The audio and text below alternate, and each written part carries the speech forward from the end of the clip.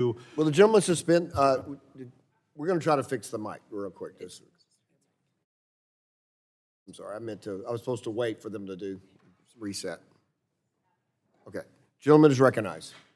Thank you, Mr. Chairman. I am delighted that we are here today debating the Ratepayer Protection Act, which will give Americans some assurances that when an AI data center is constructed, it will not drive up their residential electric rates. And there are a couple of important reasons why this is so critical. We all know that building the data centers that provide the compute that make AI run is going to be critical to having the United States maintain its leadership in the development and deployment of frontier AI, which will probably be the most important tool for driving increased worker productivity in our country and throughout the world that mankind has ever invented.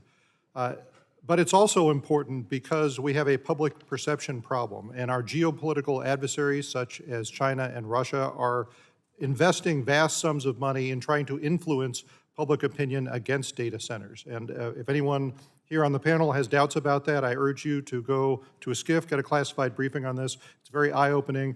They're doing this through state media messaging overtly and also covertly through covert social media operations and covert advocacy networks. What they want is for us to stop building data centers because they think that that's the best way that they can catch up and surpass us in AI development and deployment. So I think it's important to be clear-eyed about this.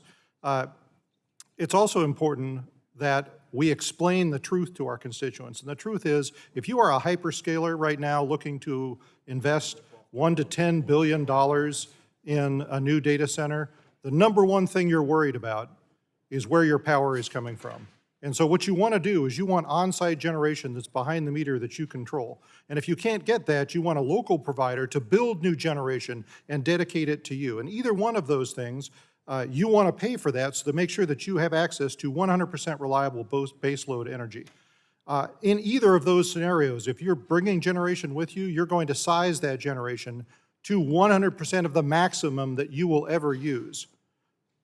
And because generation is most efficient when it runs at 100% maximum load, you're actually going to over-generate when you turn your data center on, and you're going to sell the excess energy back onto the grid. And ironically, folks, that drives down residential electric rates, not up. So that is the reality.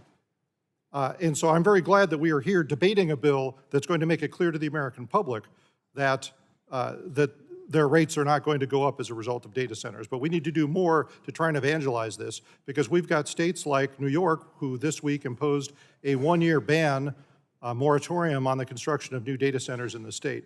And honestly, I was going to offer an amendment to the bill, kind of tongue-in-cheek today. I'm not going to do it because you know, we're doing some serious legislating, and this was not a lawmaking effort. I was going to offer an amendment that said, if you're a state and you're going to impose a moratorium on data center construction, that's fine. You have the right to do that. But guess what? No compute for you, right? Which is fair, because why should a state say we want access to all the compute the data centers provide and all the productivity that's going to add to our workforce and the ability to do cloud storage, but we're not going to allow that to be built on state territory. It's just nonsensical. So I am delighted that we're going to pass this today with broad bipartisan support, but I think it's important also that we communicate clearly with the American public what the situation is with data centers and water usage and power usage, and most importantly, the fact that our geopolitical competitors are actively investing in trying to poison American public opinion against these data centers.